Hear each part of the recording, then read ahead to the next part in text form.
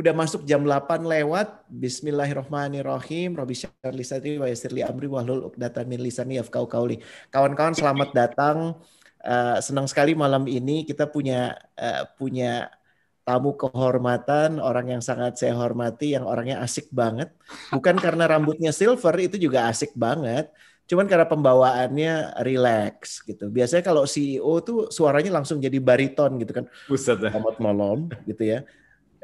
Kecuali selain Pak Insan ada Pak DWD malam ini, Chief DWD, Chief Dwi ya, yang pembawaannya selalu asik, nggak pernah ngelihat title, nggak pernah ngelihat jabatan, asik aja kalau ngobrol sama beliau. Dan sesuai dengan apa yang sudah saya tulis, malam ini kita bakal ngobrol karena waktu mengobservasi perjalanan karir pekerjaannya Chief Dwi ini ada satu yang unik. Beliau itu orang korporat karena lamanya di Pertamina, dan baiknya kita ngobrol awalnya tentang dari Pertamina dulu ya. Lama lah, cuma Sebagian 3,5 besar, tahun. sebagian besar waktunya di sana gitu. Tapi ada satu hal yang unik karena beliau punya punya kapasitas untuk observe, to identify core issue, core problemnya apa. Karena kebanyakan korporasi, mohon maaf ya, saya nggak menunjuk siapa-siapa, tapi kita terlatih untuk memproses solusi, paham ya? Jadi pokoknya kalau udah kepikiran solusi satu hal, udah deh, mantengin aja di situ. Untuk bisa bergerak memikirkan hal yang lain, itu luar biasa sulit. Tapi kayaknya buat seorang Chief Dwi nggak sulit-sulit amat gitu. Jadi saya pengen ngobrol dulu deh dari hal yang mungkin paling pelik yang sudah dilalui oleh Chief Dwi, dan kebetulan ada saksi hidupnya ya. Ada Pak Insan di sini ya, kawan dulu. Jadi nggak bisa bohong ya. Udah kebuka semua gitu. Pengen tahu sih what's going on gitu. Sebelum akhirnya memunculkan fitnah, saya nggak di Pyongyang, itu cuman background aja ya. Saya ganti dulu jadi lebih jujur, nggak pakai virtual background. Tunggu. Nah, lebih asik gitu. Oke, so pengen ngobrol sama Pak Dwi terkait dengan waktu di Pertamina. Saya dengar ada penurunan harga minyak yang drastis. Tahun berapa tuh ya? Zaman Pak Dwi kalau nggak salah ya? Ya, 2014-2015 ya. 2014-2015. Ya. What happened sebenarnya waktu itu, dan what did you do Pak Dwi untuk nggak cuma survive tapi flourish juga gitu? Ya. Jadi waktu saya di appoint di Pertamina itu kan saya masih ingat tanggal-tanggal itu karena berurutan itu. Jadi 8 Desember 2014 itu saya diangkat gitu, dan mendadak, terpaksa pamit dari PwC-nya juga mendadak gitu. Kemudian ada tanggal 9 Desember, itu tanggal yang nggak akan saya lupakan gitu. Kemudian tanggal 10 Desember itu ulang tahun Pertamina gitu. Nah, memang pada saat itu ya kita namanya direksi yang diangkat gitu ya, ada beberapa arahan lah yang diberikan oleh pemegang saham gitu. Dan termasuk pada waktu itu kan memang dalam situasi krisis ya, karena memang harga minyak juga lagi turun hampir berapa Pak Insan ya? 30, hampir 25 malah ya. $25 per barrel gitu. Dari berapa Pak Dwi? Oh ya, rata-rata kan dulu 80-90 kan. Gokil. Jadi memang waktu itu memang krisis banget gitu. Nah, salah satu arahan pemegang saham pada waktu itu kan untuk melihat bagaimana Pertamina itu diefisienkan gitu. Nah, kebetulan memang saya pada waktu di PwC kan audit Pertamina itu cukup lama lah, termasuk di tahun 2000 pada saat Pak Harto menandatanganin LOI dengan IMF gitu, yang Kamdevu. Itu kan salah satu yang dilakukan audit operasional kan Pertamina. Itu besok saya baru lahir tuh Pak Dwi. Ya makanya rambutnya Pak Reni kan belum putih gitu. Wah Allah, zaman Kamdesu, ya Allah, itu aku inget banget ya waktu tanda tangan dia begini kan. Ya, betul, betul. Dan itu kebetulan saya jadi project manajernya untuk melakukan audit operasional gitu. Oh, ya Allah, Nah, pengen denger tuh ceritanya, tapi menarik terus. oh itu menarik banget. Dan salah satu arahan waktu itu Pak Jokowi juga kan salah satu nawacitanya kan pembubaran Petral kan. Betul. Nah, ya sudah waktu masuk pertama kali, jadi dalam waktu kurang lebih berapa ya?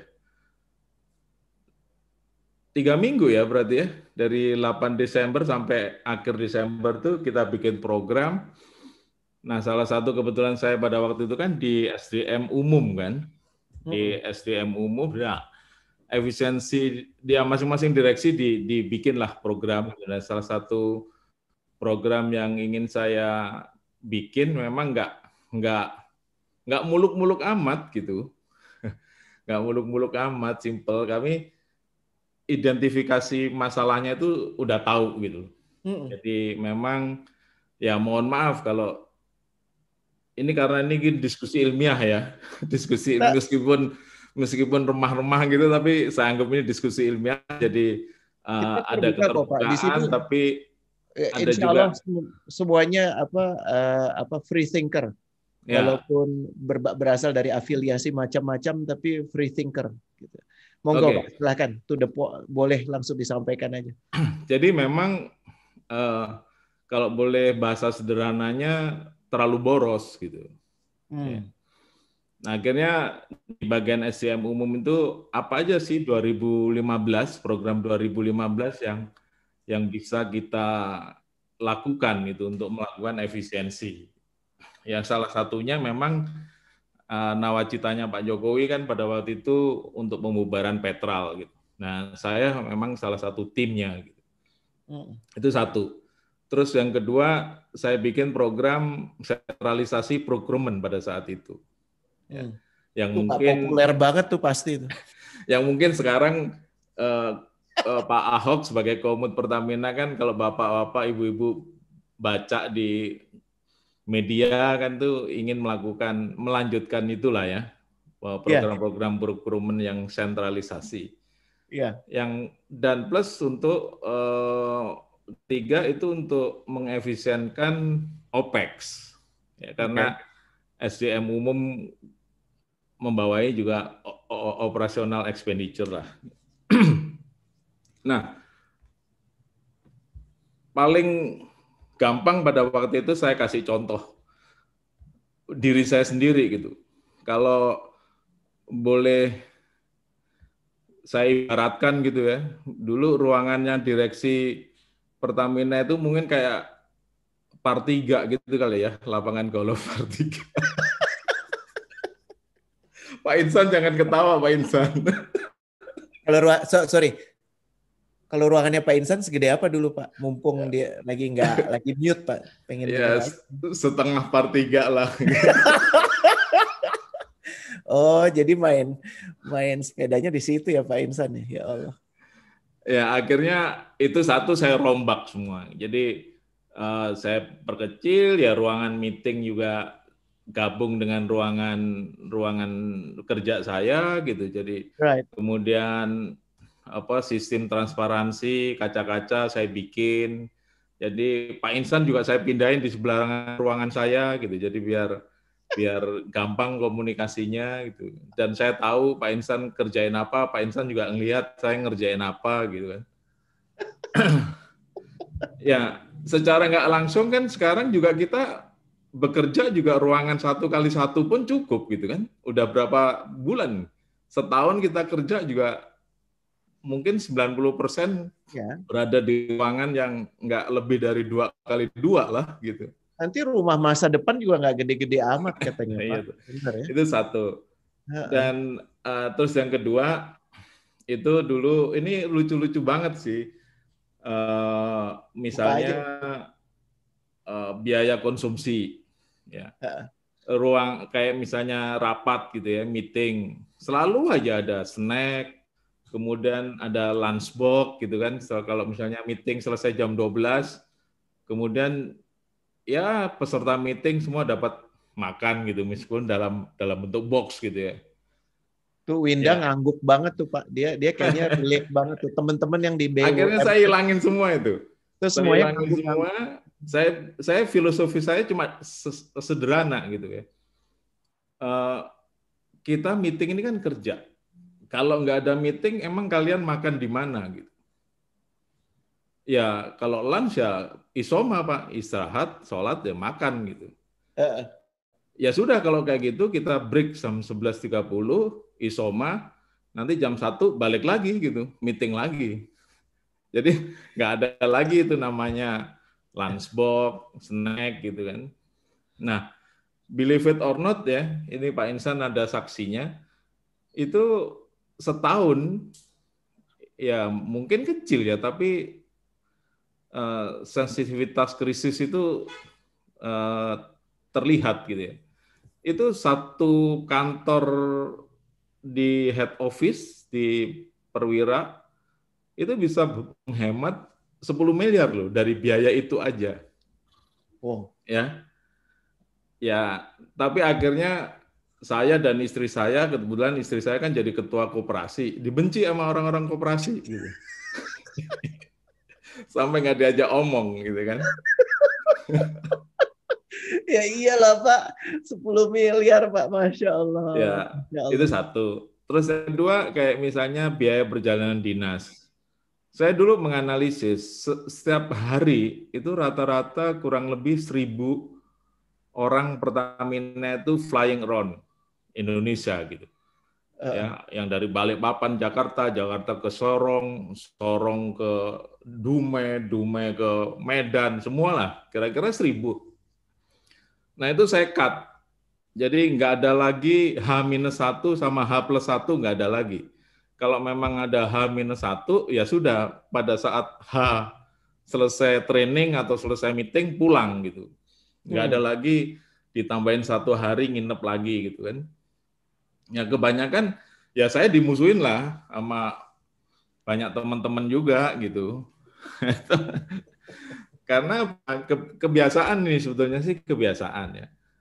Jadi misalnya berangkat training itu hari Kamis gitu ya. Mulainya training Kamis, Kamis Jumat gitu. Pulangnya rata-rata Sabtu Minggu gitu kan.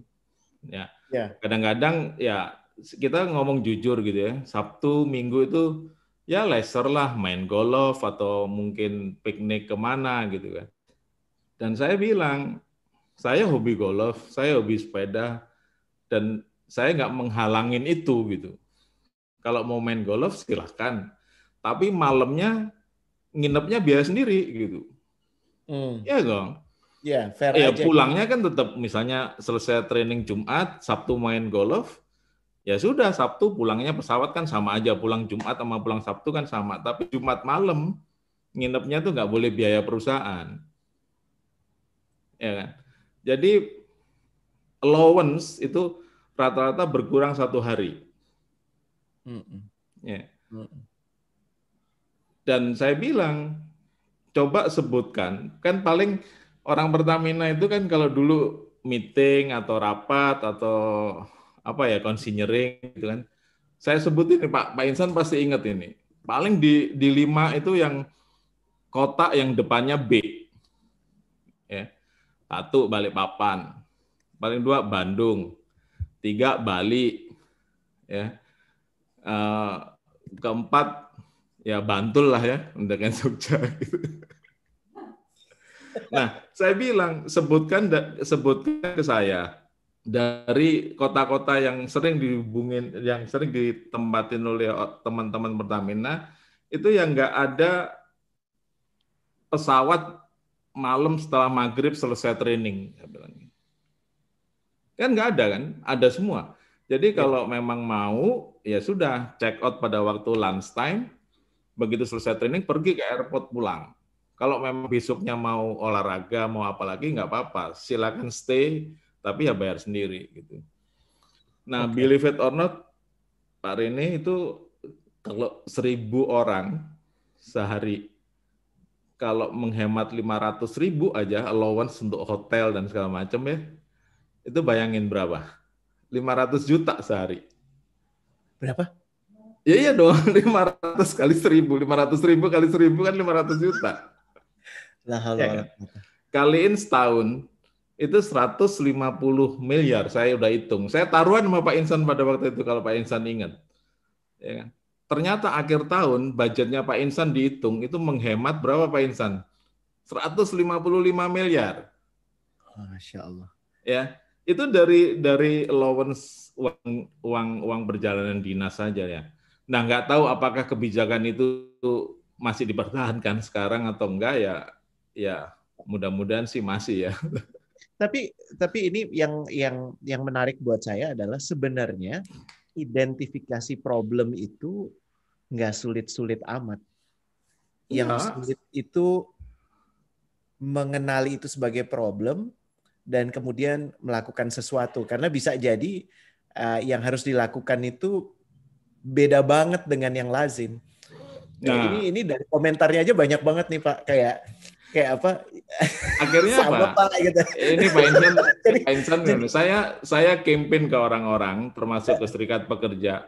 Saya bilang 150 miliar itu daripada dinikmatin oleh beberapa oknum yang melakukan perjalanan dinas, saya bagi akhir tahun untuk tambahan bonus ke teman-teman gitu. Bayangin kalau 150 miliar dibagi pegawai Pertamina 15.000 aja rata-rata, itu paling nggak ada tambahan 10 juta per orang. Lumayan kan buat beli sepatu, tas sekolah anaknya, dan segala macam. Dan ternyata kampanye itu berhasil ya Pak Insan. Pak Insan, komentar dong, pengen denger nih, ada kesaksian lain jadinya. Wah sih, benar tadi, identifikasi malah secara cepat banget. Saya ingat tanggal 8 dilantik, tanggal 9 ada acara soalnya.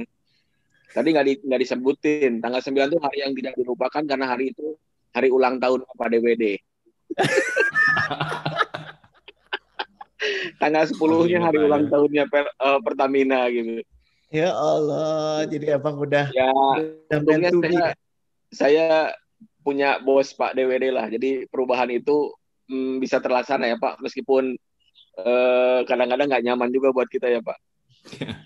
Ya. Terus yang ketiga itu yang sentralisasi programan ya. Untuk short story-nya itu setahun, dan ini audited tuh ya, itu kita menghemat 60 juta US dollar. Ya.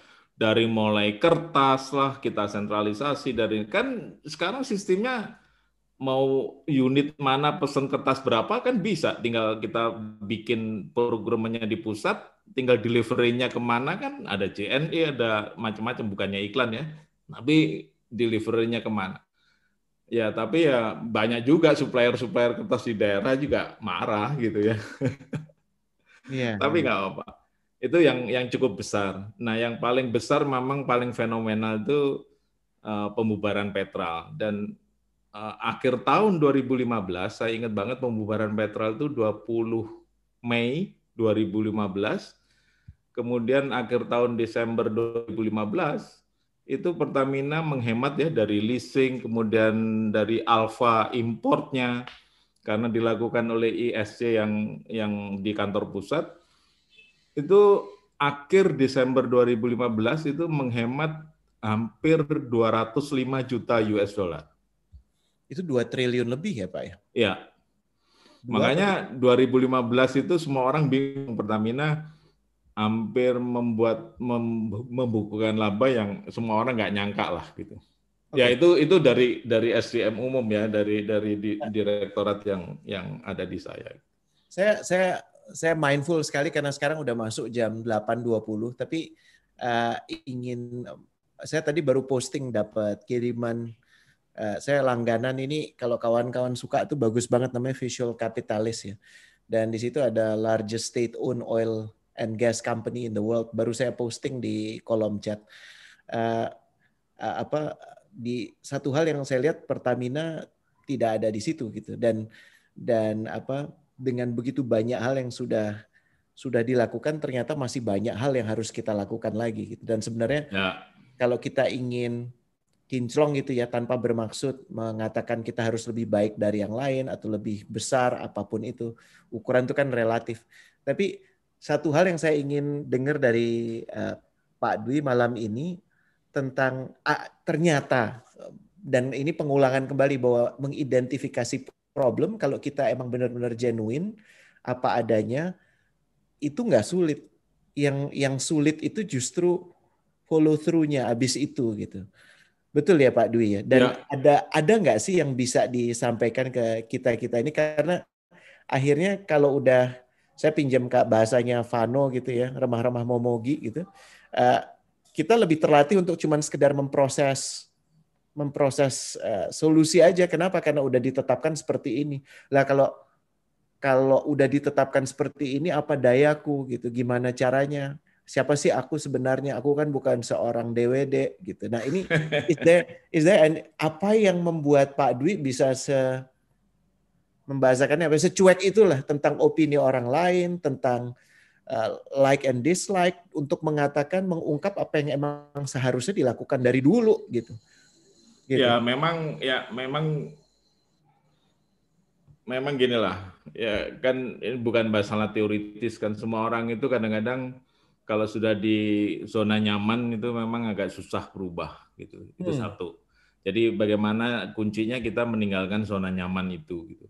Terus yang kedua, once kita ingin meninggalkan zona nyaman itu ya kita yang ingin memeloporinya harus memberikan contoh, itu aja. Dan sangat gampang sih sebetulnya memberikan contoh itu, ya kita kembali aja ke kebutuhan kita itu apa sih gitu. Jangan sampai berlebih-lebihan gitu kan.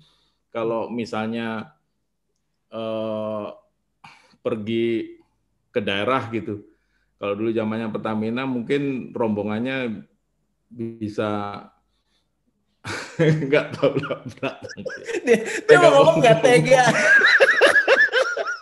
Nggak tega ya Pak ya, nggak tega ya mau ngomong ya. Ya gitulah gitu ya. Tapi kalau misalnya itu ya kita kasih contoh gitu. Kalau misalnya saya nggak perlulah sampai lebih dari satu orang gitu misalnya. Ya kalau satu orang memang perlu ya karena untuk membantu untuk operasional gitu ya. Dulu mungkin masih perlu ajudan lah segala macam lah ke daerah, ngapain gitu coba. Ya kan? Kalau ya memang dianggapnya mungkin penting, tapi siapa sih yang mau menyakitin kita kalau memang kita nggak ada apa-apa gitu ya. Kita yakin aja. Nah, kalau setelah itu gitu kan mungkin langsung aja masuk ke Jakpro gitu ya. Iya. Ternyata nggak gampang juga gitu ya. Ternyata setelah saya diberikan amanah ke Jakpro, ya memang pada waktu itu amanahnya cuma sederhana. Pemegang saham mengatakan ya kalau bisa BUMD di Jakarta ini karena cukup besar gitu ya, kemudian lokasinya di Jakarta, paling tidak bisa berperan secara nasional gitu ya, kalau bisa internasional gitu. Jadi itulah pesannya, pesan singkatnya. Tapi kita menerjemahkannya kan nggak gampang gitu. Yang ngomong gitu emang suka ngeselin Pak, ya kan nggak ngalamin hari-hari. Siapa tuh Pak yang ngomong kayak gitu Pak? Kan saya tadi sebut pemegang saham. Oh ya cuman pemegang saham aja ya. Aduh. Nah, akhirnya begitu masuk di Jakpro, ya kita lakukan namanya ya kayak orang aja. Saya jadi analogikan aja. Pikirannya sederhana, nggak terlalu banyak teori lah. Kalau kita tahu badan kita sehat, ya kita perlu medical check up kan? Iya. Mungkin aja badan kita ini secara fisik itu masih kelihatan seger gitu kan. Tapi banyak orang juga tiba-tiba ada serangan jantung mendadak lah, karena nggak pernah check up, atau mungkin tiba-tiba punya ginjal, punya diabetes, dan segala macam. Nah, pertama kali begitu masuk di Jakpro, ya yang saya lakukan adalah medical check up. Medical check up untuk Jakpro gitu ya. Dan mungkin ibu-ibu, bapak-bapak semua di sini juga sudah pasti memahami, terutama Pak Rene ini, karena saya juga belajar dari Pak Rene itu sampai waktu di Pertamina sering saya ajak untuk menjadi narasumber gitu. Nah, ini kawan-kawan yang mendengarkan ini ya, tolong memahami bahwa inilah tujuan acara ini supaya saya diundang lagi gitu. Udah ya, makasih ya Pak ya. Itu aja sih sebenarnya. Nggak ada yang lain kok Pak. Namanya juga plenong gitu. Belajar dari saya ngawur ke wale-wale. Akhirnya kita melakukan medical check up itu kalau di organisasi kan namanya Organizational Health Index. Yes. Jadi kita meng-hire suatu konsultan gitu ya, bagaimana mengukur OHI kita. It can be pretty scary Pak. Untuk ngaca itu kadang-kadang menakutkan sekali loh itu. Dan saya nggak mau menutup-nutupin gitu. Begitu di review, di assess, hasilnya keluar kurang lebih sebulan 2 bulan, OHI kita itu memang very below standar. Ya, sangat di bawah standar. Jadi kalau hasil medical check up itu mungkin organ utamanya udah masih untung belum perlu transplantasi gitu ya. Ngomongnya bisa ketawa gitu ya. Tunggu. Supaya lebih fluid Pak. Sekarang kita buka kesempatan buat kongko-kongko langsung, ngobrol langsung. Tapi sebelumnya saya mau mengucapkan selamat datang dulu buat tamu kita pekan lalu, Pak Fandi Maki. Halo Mas Fandi, thank you for joining us again. Terus ada Kasep ya, ada Kasep namanya Wing Antariksa. Itu bos sumber daya manusianya Perkebunan Nusantara. Terus saya juga dapat contekan nih dari Pak Taufik, ada Pak Hanif Ari, ada Pak Yuliantina, ada Mbak Hani Sumarno. Terus dari LRT ini gue absen satu-satu nih. Mana ya? Pak Wijanarko, Pak Rudi Hartono, bukan pemain bulu tangkis ya. Pak Indarto, terus dari ITF Sunter, Project Director Aditya Laksana, ya, terus dari Pulau Mas Jaya, Bro Yuda, Pak Yuda, terus Jakarta Infrastructure, Pak Gunung Kartiko, dari JSL, Nagua Kamal, gitu. Ini ada hubungannya dengan The Other Kamal nggak? Ini coba tolong dijawab Pak pertanyaannya.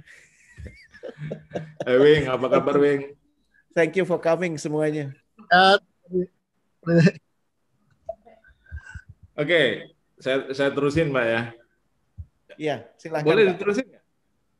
Boleh.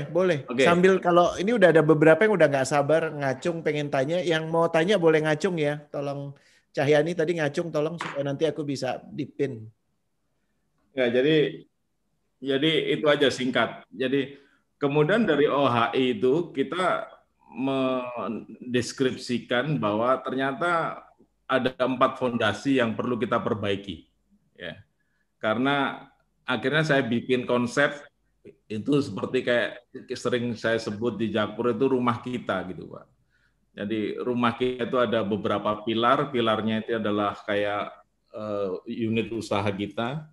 Nah, fondasinya ini saya juga belajar dari Wing karena dia kan salah satu tokoh human capital gitu. Nah, kalau fondasi ini tidak diperbaiki, itu pilar-pilar rumah dan atapnya itu pasti akan roboh. Nah, kalau boleh saya sharing supaya ngomongnya lebih enak, itu mungkin ada Melisa nggak? Saya minta tolong itu dong Mel. Boleh. Di sharing yang rumah kita itu Mel. Baik Pak. Biar teman-teman semua lihat. Nah ini mau share screen ya? Boleh. Ya. Kamu bisa aja. Mel? Ya bisa Pak, disiapkan. Cuma masih di disable screen sharingnya Pak. Boleh dibantu Pak Rene? Nggak mau, nggak usah. Deskripsiin aja. Bentar, gue juga gaptek Mel lo. Bentar, yang mana sih? Jadiin co-host aja, Coach. Di apa? Jadiin co-host Mbak Melnya. Oh, jadiin co-host. Biar nggak semuanya bisa share screen. Oke. Nah, dah sip. Baik. Winda suaranya kayak Insidious barusan tuh tiba-tiba muncul. Mangga Mel. Nah, jadi di fondasi itu Pak Rene dan Ibu Bapak semua itu ada 4 sebetulnya kesehatan organisasi Jakpro yang harus kita benerin gitu. Mel, udah bisa belum Mel? Sorry. Udah Pak, sebentar filenya sedang loading Pak. Oke, Lola ya. Saya bacain aja sambil nunggu sharing ya. Jadi yang fondasi pertama itu value oriented business development and financial planning-nya. Kemudian yang fondasi kedua itu building project delivery excellence and capabilities. Yang fondasi ketiganya itu striving for commercial excellence. Yang fondasi yang paling dasar yang harus kita benerin itu adalah building entrepreneurial culture, yaitu mengenai organisasi, governance, talent, and process. Nah, 4 fondasi inilah yang selama setahun sampai 2 tahun terakhir ini yang kita lakukan. Dan kita bikin tagline itu sebetulnya Jakpro itu adalah sleeping giant lah ya, yang selama ini mungkin kita nggak pernah kenal gitu. Padahal sebetulnya tanah di Pluit, tanah di Pulau Mas, tanah di macam-macam lah, di Kebayoran Baru, itu semuanya milik Jakpro dulunya gitu. Nah, dulunya sekarang udah enggak Pak? Sudah banyak di KSO kan Pak, tapi dengan ROA-nya itu very minimum gitu. Dan itu yang harus kita renegosiasikan selama ini gitu, dan masih banyak yang berproses lah gitu. Nah, building entrepreneurial culture, organizational governance, talent, dan proses. Ini yang benar-benar PR kita selama setahun 2 tahun terakhir ini gitu. Nah, alhamdulillah kayak 2019 gitu ya, kita mendapatkan ISO 9001, kemudian 2020 kemarin kita mendapatkan ISO 37001, ya kan, sesuai dengan juga arahan dari pemerintah pusat gitu ya, Kementerian BUMN maupun di Pemprov gitu. Nah, ini nggak gampang prosesnya, berdarah-darah sekali gitu. Karena saya ingin sharing jujur aja gitu, kalau dari segi governance saja, dan kita melakukan juga assessment, dan yang melakukan assessment itu pihak independen, itu KNKG. Kalau teman-teman familiar dengan skor GCG gitu, skor GCG cukup baik itu kan 61 sampai 75 kan. Nah, Jakpro tuh di bawah itu. Jadi bisa bayangin apa kriterianya gitu. Ya. Dan yang melakukan assessment tuh KNKG loh ya, bukan saya atau bukan BOD yang lain.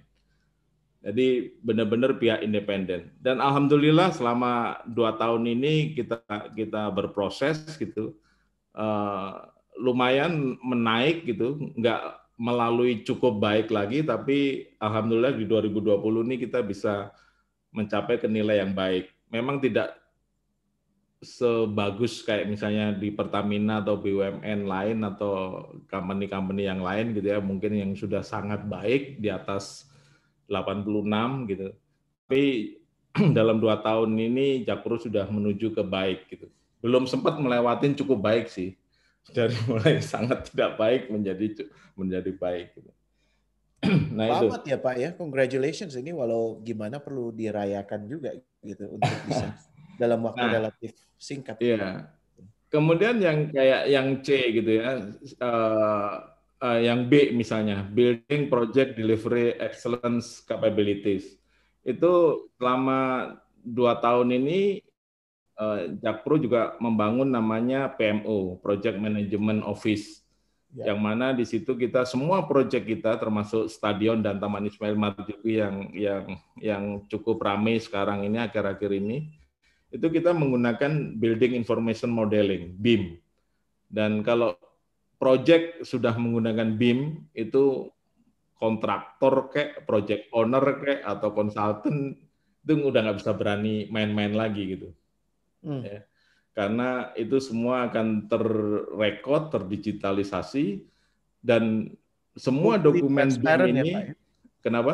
Dan transparan, semuanya bisa Dan transparan. secara Dan spesifik transparan. ada di mana gitu ya. Bisa dikontrol melalui siapapun, melalui gadget, dimanapun juga. Gitu. Dan alhamdulillah project yang PMO ini kita kemarin juga dapat award dari IDX ya melawan BUMN juga, perusahaan swasta yang TBK. Jakpro cukup diapresiasi gitu ya, mendapat inovasi award dalam hal proses gitu. Oke. Wow. Nah, yang terakhir juga yang kayak GCG tadi ya, kita sudah menggunakan whistleblower yang di-manage oleh pihak independen gitu, sehingga diharapkan governance dan proses itu bisa terjaga dengan baik. Oke. Mungkin sementara itu dulu kali ya. Baik, Mel boleh ditutup dulu ya. Terima kasih. Ini udah banyak beberapa pertanyaan. Ada kawan lama nih, Rizal dari Pupuk Indonesia. Tapi Rizal antri dulu ya, biar tadi yang angkat tangan ada Cahyani sama Akhi Wing. Oke, go ahead Cahyani. Cahyani duluan, silahkan. Terima kasih. Selamat malam. Assalamualaikum warahmatullahi wabarakatuh, Coach. Waalaikumsalam. Annyeonghaseyo. Annyeonghaseyo. Kamsahamnida. Yang pertama, selamat kepada Jakpro. Insya Allah bulan Oktober Stadion Persija jadi. Insya Allah kita akan nonton. Serius, beneran tuh? Stadion Lo kok tahu banget sih? Indonesia. Beneran tuh Pak? Gila bola Coach. Oh oke. Makanya tahu ya gila bola ya. Oke, kemudian kita mengetahui bahwa problem itu harus dicari. Finding problem itu harus sedari awal mungkin, sehingga kita banyak mengenal konsep risk management, kemudian kalau di sisi bencana ada early warning system, kemudian kalau kita di komponen ada mean time before failure, yang merupakan fungsi dari ketahanan atau reliability. Nah, kemudian tool-tool untuk mengetahui problem sedini mungkin itu kan banyak banget gitu. Nah, pertanyaannya gini, kadang muncul unpredictable problem. Unpredictable problem, padahal kita sudah berusaha untuk mendetailkan root yang nanti muncul problem itu apa aja. Tapi ternyata akan muncul, suatu saat akan muncul unpredictable problem. COVID gitu ya Cahyani ya? Ya, nah pertanyaannya, nanti ketika muncul unpredictable problem sebagai seorang leader, sejauh mana porsi mengambil tanggung jawab atas kegagalan itu? Itu aja, Coach. That's a very good question. Thank you so much for asking that. Silahkan Pak Dwi. Ya, kalau unpredictable problem biasanya muncul akan muncul counternya adalah unpredictable solution gitu. Ya kan? Nah, unpredictable solution itu tidak bisa dipelajarin di literatur, di buku gitu, karena unpredictable problem juga munculnya nggak ada di literatur gitu. Impromptu aja ya, jadi banyak improvisasi juga gitu. Nah, itu memang akan bisa ditanganin dengan kita harus bahasa sederhananya banyak bicara lah ya, banyak diskusi gitu dengan siapapun. Makanya kalau boleh saya sharing gitu, kalau kita sebagai leader sebaiknya jadilah leader yang egaliter gitu. Ya jangan hanya di Menara Gading, kemudian tiba-tiba ada problem gini nggak tahu solusinya gitu. Satu. Dan mestinya kalau di luar misalnya bukan force major gitu ya, semua manajemen risiko, semua risiko pasti ada identifikasinya dan mitigasinya. Dan itulah yang kita lakukan di fondasi yang keempat tadi gitu. Bagaimana kita mengidentifikasikan governance-nya, prosesnya, ya, termasuk kita memperbaiki talent-nya. Jangan-jangan proses governance sudah bagus, unpredictable problem-nya adalah di talent kita. Iya. Nah itu solusinya Om Rene aja gitu ya, yang bagaimana membagi talent kita. Nah justru Nggak itulah. ada harapan, langsung diberhentikan aja kalau kayak gitu. Nah disitulah makanya organization health kita perbaiki itu dari 4 tadi, organisasi, proses, ya, governance, sama talent gitu. Nah, insya Allah dengan begitu sih harusnya unpredictable problem itu nggak akan ada ya kalau memang di dalam kategori unpredictable gitu. Nah, contohnya seperti kayak yang tadi disebutkan stadion gitu ya. Tapi saya koreksi sedikit, itu bukan stadion Persija gitu. Itu stadion kita. Ya, stadion kita. Makanya kita di Instagramnya juga menggunakan kata stadion kita karena itu memang nanti diperuntukkan oleh siapapun gitu ya. Cahyani kecewa nggak tuh? Dia anak Persija jangan-jangan.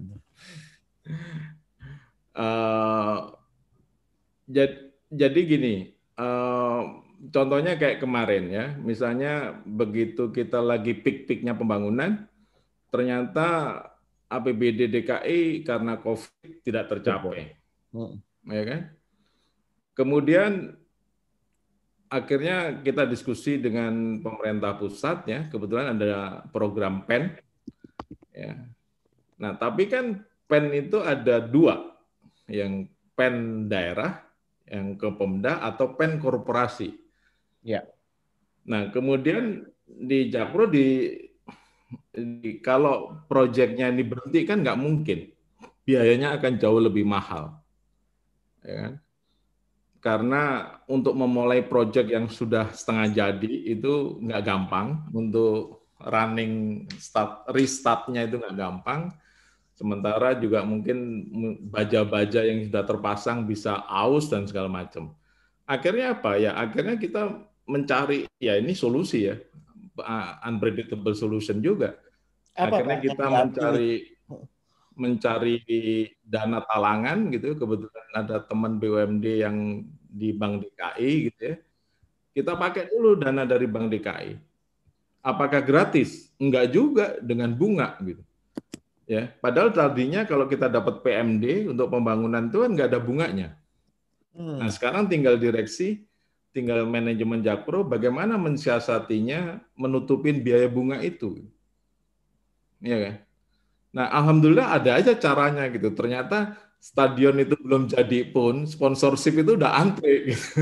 Oh jadi udah langsung dapat cash juga gitu ya? Lah iya gitu. Jadi inovasi-inovasi seperti itu, tapi ya memang talentnya harus dibenerin juga gitu. Bagaimana dari teman-teman yang melakukan optimalisasi nantinya juga udah mulai bergerak gitu. Sama juga akhirnya PEN-nya pun turun, tapi PEN korporasi. Nah, PEN korporasi dari SMI sama Kementerian Keuangan kan ada bunganya 5,4%. Memang tidak semahal dari bank komersial gitu ya. Tapi kan tetap ada bunga. Nah itu ya saya bilang pada waktu itu rapat Banggar, berani nggak? Ya saya bilang berani gitu, daripada macet gitu ya. Akhirnya ya dikasih, tapi kita harus memutar cara bagaimana cara menutupi pembiayaan bunga itu. Gitu. Jadi saya pikir setiap cases pasti ada solusinya lah. Maaf Pak Dwi, barusan aku posting buat kawan-kawan juga. Ini it was so inspiring to me, makanya saya share juga, izin ke Pak Dwi juga cerita gimana Airbnb dalam waktu singkat dia menghadapi pivot menghadapi kondisi COVID ini, dan dari penurunan valuasi dia yang lumayan signifikan itu rebound kembali. Salah satu modelnya itu ya dia dapat dana talangan, tapi kemudian dia melakukan penyempurnaan algoritma dan kemudian memberikan rekomendasi buat orang-orang mencari tempat yang lebih secluded gitu, dan dari situ mereka rebound. Ini menarik sekali gitu, apalagi waktu Pak Dwi tadi cerita, yang penting kita nggak kekeh gitu dan nggak merasa jadi korban, nggak mau ngapain kita akhirnya jadi kayak burung unta, kepalanya ditaruh di dalam pasir berharap semuanya berlalu gitu. Kalau bukan kita rada repot, justru kita mengandalkan leadership yang kokoh, yang kuat gitu ya Pak Dwi ya, kurang lebih ya. Kurang lebihnya gitu lah. Nah, salah satu karena udah menyangkut case kayak Airbnb gitu kan. Nah, dalam krisis ini kan Jakpro selama ini terasosiasi dengan perusahaan properti gitu. Ya kan? Udah nggak akan bisa lah gitu ya menurut saya. Apalagi bersaing dengan perusahaan-perusahaan properti yang besar-besar gitu ya, Agung Sedayu lah, Agung Podomoro lah gitu. Malah banyak tanah-tanah Jakpro aja yang di KSO-in tapi yang untung mereka. Akhirnya kita juga membuat program SBU namanya Sportainment gitu. Jadi jangan kaget nanti kalau tahun ini gitu Jakpro mempunyai kegiatan-kegiatan yang mengarah ke Sportainment. Kenapa begitu? Karena aset-aset Jakpro ternyata kita identifikasikan tuh banyak mengarah ke sana gitu. Contohnya apa Pak Dwi kalau boleh tahu, kayak yang di Pulau Mas gitu segala macam. Iya, di Pulau Mas itu di Pak Yuda kita punya Jakarta International Equestrian Park. Itu adalah equestrian terbaik, salah satu equestrian terbaik, 5 terbaik di dunia. Wow. Dan itu bersertifikat internasional. Dan itu adalah equestrian terbaik di belahan bumi selatan. Ya, di belahan bumi selatan itu terbaik. Yang di Melbourne aja kalah. Wow. Kemudian velodrome. Velodrome itu one of 5 best velodrome in the world. Ya. Kemudian nanti ada stadion. Kemudian ada yang sekarang lagi dikerjakan oleh Pak Tabah itu Taman Ismail Marzuki. Itu akan menjadi International Art Center and Art and Culture Center gitu. Impressive. Ya. Nah, ini yang harus kita jalankan ke depannya gitu. Dan alhamdulillah nanti kalau mudah-mudahan pandemi ini selesai gitu, velodrome itu udah di-booking di November oleh Ismaya Live untuk konsernya Dua Lipa. Konser ya. Anak. Ya, si Wing udah pasti tahu itu, makanya dia senyum-senyum aja Dua Lipa. Apaan tuh, Wing? Udah, nanti gue ceritain deh terpisah. Oke. Japri ya, contoh-contoh kayak gitu ya. Jadi banyaklah inovasi-inovasi yang harus kita lakukan. Keren. Dan bisa jadi kolaborasinya, saya lihat juga Pak Dwi dan kawan-kawan itu very open, akhirnya ngajak Ismaya dan yang lain-lain, ruang untuk kolaborasinya terbuka luas, dibuka seluas-luasnya. Itu keren sih. Ya. Silahkan Wing. Ya, izin. Chief Dwi. Saya nanya mengenai your personal wisdom on leadership. And I know you since senior partner di PwC, itu udah kayak suhu banget lah, dewa lah kalau kita di PwC. Join ke Pertamina. Stakeholder di PwC mainly kan klien ya, dealing with klien. Pertamina stakeholdernya kan banyak banget tuh, Chief. Ya. Kemudian hal yang so sudden decisions itu gampang berubah.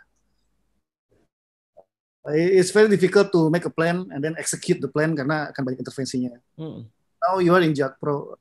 How you Pertamina pro in managing stakeholder?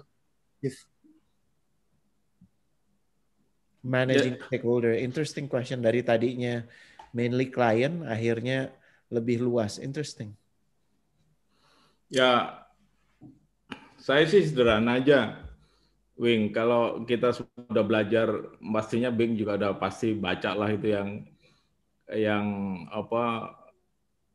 buku-bukunya Kaplan lah gitu ya. Bagaimana kita memaksimalkan stakeholder values gitu ya. Dan ini kan nggak bisa terlepas dari bagaimana kita managing eksternal maupun internal gitu ya. Nah, dalam konteks yang mungkin saya paham lah yang ditanyakan oleh Wing itu, maksudnya stakeholder yang nggak sesuai dengan apa yang kita planningkan gitu kan. Ini bahasanya antara sesama orang PwC mantan gitu ya, itu kriptik banget gitu. Cuman penuh senyum-senyum, penuh arti gitu. Kita di sini kalau saya simple. Aku japri aja deh ke Pak Insan, maksudnya apa sih mereka nih? Enggak, kalau saya simple gini. Jadi be yourself aja. Kalau memang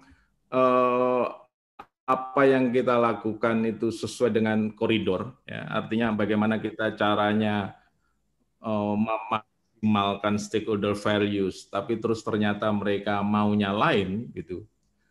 Ya, sekarang kan mungkin risikonya paling gampang kan diganti kan, itu aja.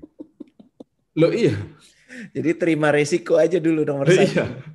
Kalau kita nggak mau terima resiko, akhirnya kita susah memanaging stakeholder-nya. Ya. Nah, makanya salah satu cara misalnya managing stakeholder, kan juga arahan Pak Presidennya juga udah jelas kok. Makanya salah satu contohnya misalnya ya, kita launching gede-gedean itu pada waktu itu untuk ISO 37001 yang sistem manajemen anti penyuapan gitu. Kita launching gede-gedean dan medianya juga covernya juga cukup besar gitu. Ya sekarang orang jadinya akhirnya risih juga sendiri gitu kalau dalam hal itu gitu. Nah, dalam hal yang lain kalau memang ada keinginan-keinginan shareholder yang memang menurut kita ya nggak sesuai dengan values yang kita jalankan, perbaikan-perbaikan values governance, ya so be it gitu. Shareholder milih kita atau milih value-nya yang dia yakini gitu. Saya pertajam lagi. Jadi ini karena ada yang nanya juga, Indah juga sempat nanya, kalau berhadapan dengan mereka yang nggak suka dengan apa yang Pak Dwi lakukan, walaupun memang itu baik buat organisasi, tapi tidak baik akhirnya buat mereka, just be yourself, jalani, bahkan dengan risiko terburuk sekalipun gitu. So you're not afraid, you never been afraid untuk dipecat gitu, kurang lebih ya Pak Dwi? Enggak. Oke. Why?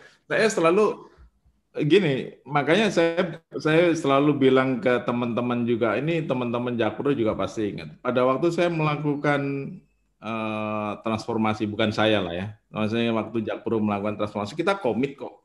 Melakukan transformasi itu nggak murah, gitu. Ya kan? Kalau misalnya saya mikir periode saya yang 4 tahun, ngapain saya capek-capek gitu? Ya kan? Itu mahal loh. Waktu saya melakukan Organizational Health Index, kemudian kita bikin ISO 9001, kemudian kita memperbaiki skor GCG, kemudian kita mencapai ISO 37001, ya, kemudian kita bikin whistleblower, kemudian kita bikin project sampah ya untuk waste to energy. Itu nggak ada PMD-nya juga, waste to energy. Ya. Untuk siapa sih gitu? Kalau saya mikirin periode saya, ngapain saya lakukan itu? Itu kan menghit bottom line saya semua. Dan selalu kalau di rapat-rapat selalu ditanyain PAD-nya gimana, PAD-nya gimana. Saya bilang PAD-nya 4 tahun lagi, 5 tahun lagi. Kalau mau nanya saya 5 tahun lagi, ya pilih saya aja lagi 5 tahun lagi gitu. Ya kan? Kalau mereka menganggapnya ini sebagai suatu ini mungkin diganti, ya nggak apa-apa gitu, diganti aja. You're quite confident dengan pilihan-pilihan yang dilakukan, dan apakah orang itu sepakat atau nggak sepakat bisa dibahas, dan kalau value-nya udah berbeda ya artinya memang berbeda gitu. So you don't try. Iya. Saya nanti kerja sama Wing aja gitu kalau dipecat kan. Sama, saya juga siap daftar sih. Masih nunggu panggilan sampai hari ini, belum ada kabar dari Perkebunan Nusantara. Tapi nggak apa-apa lah, mudah-mudahan lebih sadar gitu ya. Dengan udah masuk 2021 soalnya Pak. Gitu. Pak, thank you Wing. Ini maaf ya Pak, Chief Dwi, nanti diperpanjang sedikit boleh ya? Karena ada beberapa pertanyaan bagus belum terjawab. Ridho diperpanjang 10-15 menit paling lama boleh ya? Siap. Mas Rizal, monggo dari Pupuk Indonesia nih Pak Dwi. Siap, Pak Dwi. Enggak, lu penyiar banget sih, keren amat itu. Enggak coach, ini gaya-gayaan aja. Ruang buat profesional dibatalkan ya, nggak jadi deh yang lain gitu. Silakan bro, gila keren amat sih lo. Ya, Pak Dwi, saya Rizal dari Pupuk Indonesia. Tadinya bareng Bapak juga di lantai 12 Pak. Saya ingat banget tuh Pak, back in the day waktu town hall terakhir Bapak, itu cerita hari Jumat Bapak diajak ngobrol sama Pak Sudirman Said dan Bu Menteri akhirnya ditawarkan posisi jadi direksi. Itu kan dari PW Pak sampai ke Pertamina itu pasti berasa banget tuh Pak culture shock-nya Pak.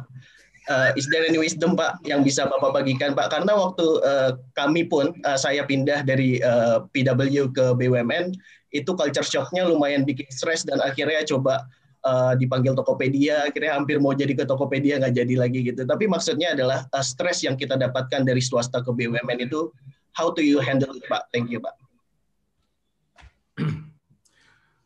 Jadi saya kebetulan aja ya pada waktu di PwC tadi yang saya sampaikan oleh dari awal kan saya pernah ngaudit Pertamina itu dari 2000 gitu ya, dari audit operasional zamannya krisis Komdefu dan Pak Harto waktu itu yang LOI. Kemudian 2010 ya mulai audit laporan keuangan, audit umum gitu. Ya memang sih secara adjusting dalam hal pertemanan sih nggak ada ya. Maksudnya dalam social relationship itu less problem lah. Tapi dalam hal proses, prosedur apa segala macam itu memang shock gitu ya. Tapi pada waktu itu saya anggap bahwa memang ini sudah pilihan dan harus kita hadapi gitu. Nah kalau kita sudah berpikir gitu sih enteng aja gitu ya. Dan sekali lagi sih menurut saya gini ya. Yang mungkin ini bahasa yang klasik gitu ya, tapi menurut saya sih nggak ada salahnya. Ya be yourself aja gitu. Karena kalau kita sudah mengejas culture shock itu dengan mengada-ngada gitu ya, menurut saya malah kita yang akan menjadi stres. Nah begitu be yourself itu malah justru lebih enteng dan banyak orang justru menyesuaikan.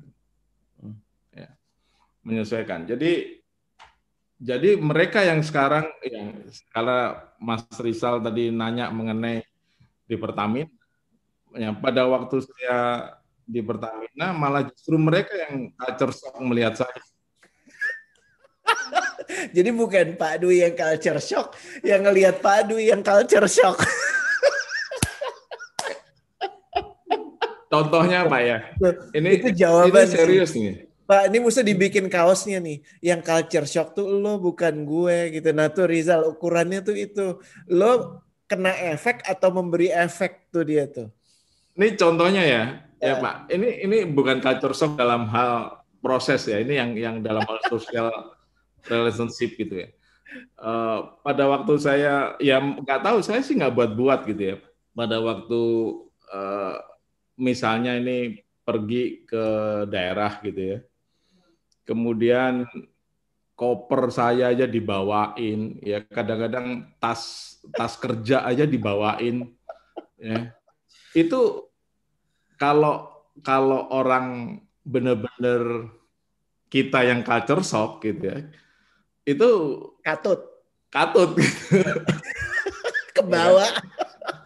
Akhirnya Pak, saya sederhana aja, ini Mas Insan itu tahu ceritanya. Saya sederhana aja, kalau kalian bawain koper saya, kalau kalian bawain tas kerja saya, otot saya ini akan lemah gitu. Dan saya akan rugi sendiri gitu. Saya bilang gitu. Akhirnya mereka yang bingung sendiri gitu. Ya saya bilang saya nggak peduli kalau dia bingung gitu kan. Rizal, lo kesel nggak sih ngelihat ngomongnya nggak pakai mikir yang namanya. Keren banget ya, coach. Out of mind gitu kan? Jawabannya. Kita kan coba mikir kira-kira orang gimana. Dia kagak mikir, men. Jadi salah satu caranya adalah gitu. Gitu ya, saya pernah. Nggak tahu Bang Mas Insan apa enggak ya waktu ke Palembang Mas Insan. Sama saya Pak. Saya mau ngomong barusan Pak. Ingat. Oh ya, coba ceritain Mas Insan di Palembang. Ayo cerita. Ngariung. Gimana Pak? Saya itu dinas pertama kali dengan Pak DPD ke Palembang. Begitu sampai di bandara, orang nyariin yang mana direkturnya kemana. Kita berdua lagi ngerokok di pojokan. waktu itu masih ngerokok gitu kan. Jadi yang jemput nih kebingungan, sementara dia nunggu di tangga pesawat. Kita lewat Garbarata. Jadi pokoknya kita benar-benar pas satu malam itu kemudian diundang ditunggu makan di satu restoran. Ya itu budaya di Pertamina. Semua orang Pertamina yang ada di restoran itu keluar mau menyambut Pak DWD di depan restoran. Yang dilakukan Pak DWD apa coba? Apa? Keluarin rokok, keluar jalan-jalan. Iya. Lo enggak serius ini Pak Rene. Itu udah kayak orang Pertamina itu berbaris sudah kayak pagar bagus, ada mau pengantin masuk. Saya nggak bisa masuk. Saya lagi ngebayangin ya gayanya Pak Insan, gayanya Pak Dwi ya. Terus ada banyak orang yang udah super formal ya, udah kayak pagar bagus ya, pagar ayu gitu ya. Terus rokok doang keliling. Dasar bos gue nggak tahu diri nih, keterlaluan banget. Gue udah lapar nih. Saya bilang kalau kalian nggak bubar, duduk masing-masing, saya nggak akan masuk restoran. Saya bilang gitu. Itu kan salah satu cara ya untuk mengkomunikasikan culture gitu ya, untuk mengkomunikasikan culture supaya akhirnya mereka sendiri yang shock gitu. Ya. Tuh, Zal. Jadi tugasnya adalah bikin shock, jangan jadi shock gitu ya. Itu clear banget sih. Itu jadi kaos tuh Pak kayaknya tuh, epic banget. Gila gue mau nangis malam ini ya Allah, masya Allah. Udah gitu ngebayang Pak Insan lagi. By the way ngomong-ngomong, Pak Insan sama Pak Dwi paling jauh naik sepeda, siapa yang lebih jauh? Pak Dwi. Pak Dwi ya. Berapa kilo? Kalau Pak Dwi sekali sepedaan bisa 100 lebih itu. Lo Rizal, lo bukan sekali sepedaan, pulang ya, pergi pasti ngerasa nggak berguna deh ya kalau dibandingin sama Doi itu. Gue udah dapet kerpeannya dari Pak Taufik ya, udah tahu banget ya Pak Taufik ya. Doi kalau naik sepeda berapa lama gitu. Oke. Last but not least, kita ada pertanyaan dari Novemi. Novemi ada di sini nggak? Silahkan dinyalakan. Halo, malam Coach. Malam bro, go ahead. Ya, terima kasih waktunya. Jadi tadi masih siang deh men. Biar semangat ngerjain tugas kuliah nih Coach. Oh kuliah kerja di mana? Mau tanya. Kerja di BUMN, PLN. Oh PLN, ya Allah. Oke silahkan. Tanya langsung ke Chief Dwi. Tertarik juga sama yang tadi disampaikan sama Chief Dwi terkait perubahan culture ya. Jadi kondisinya sama sih kayak seperti di BUMN lain, mungkin Pak Insan, Pak Wing juga ngalamin juga kan di BUMN seperti apa orang di zona nyaman ya.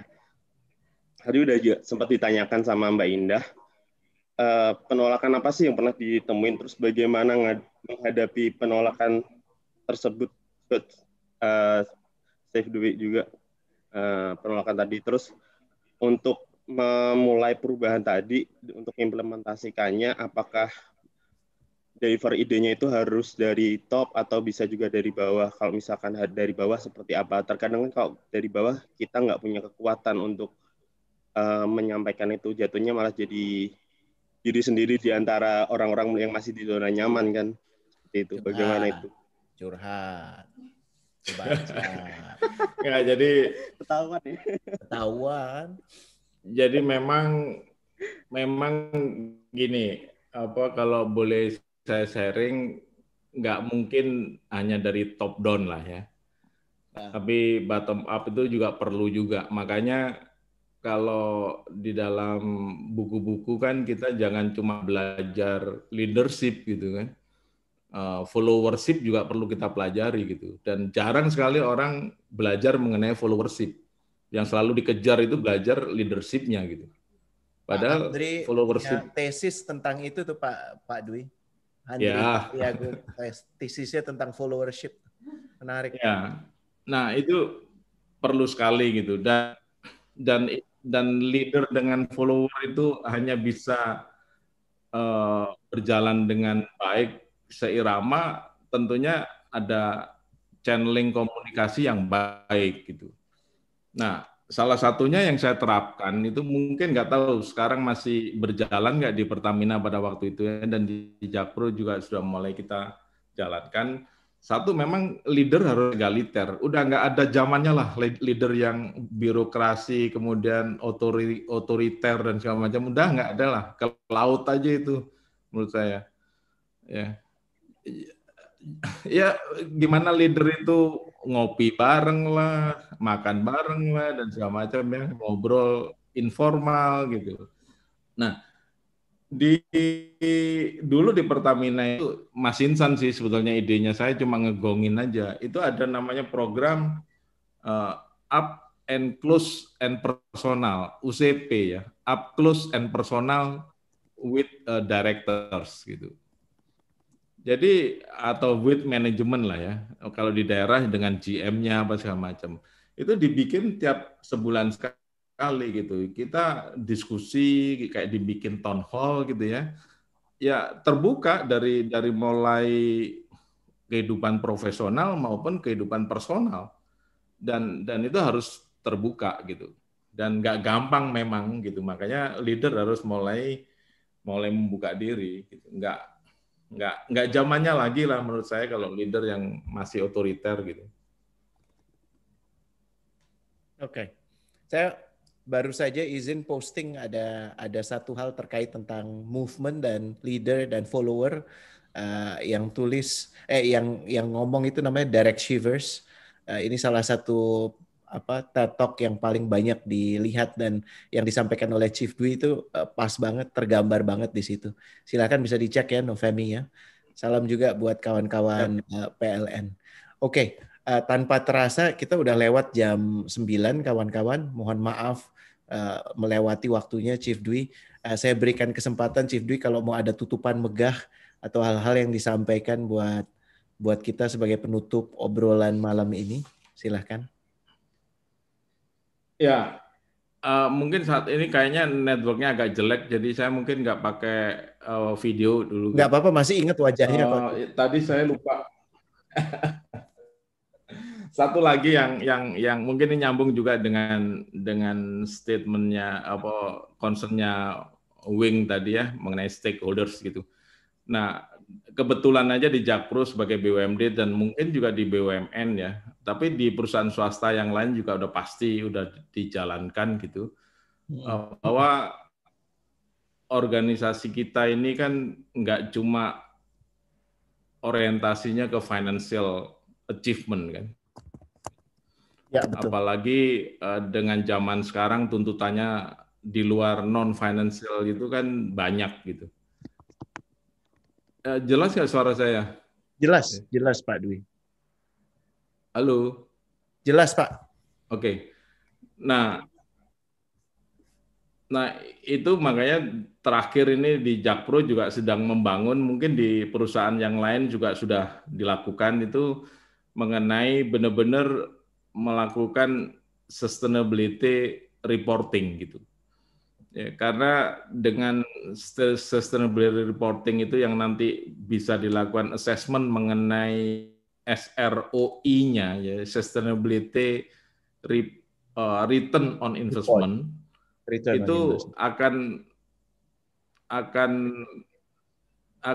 kelihatan banget gitu bagaimana kesehatan organisasi ini, terutama di zaman sekarang yang perusahaan itu dituntut untuk bagaimana menuju ke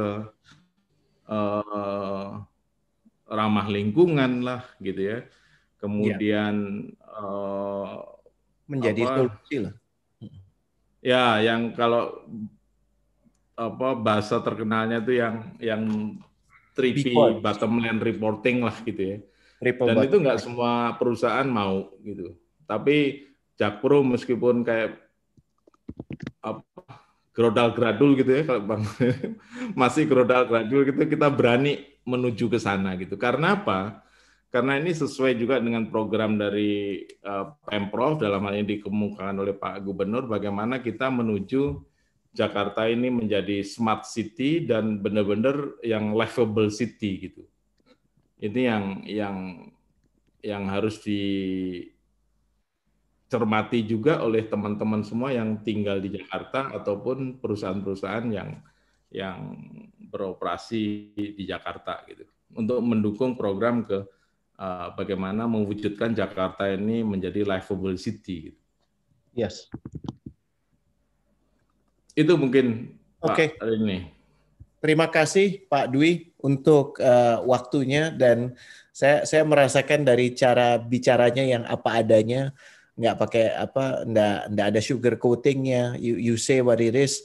Itu justru pembelajaran yang paling dahsyat dari segala hal yang disampaikan malam ini. Terutama ya kayaknya buat Rizal ya dia ketabok banget tuh kayaknya malam ini. Ya tidurnya insya Allah lebih nyenyak ya bro ya. Dan buat kawan-kawan yang sudah hadir, Pak Taufik terutama juga udah ngobrol belum sama Om Fandi?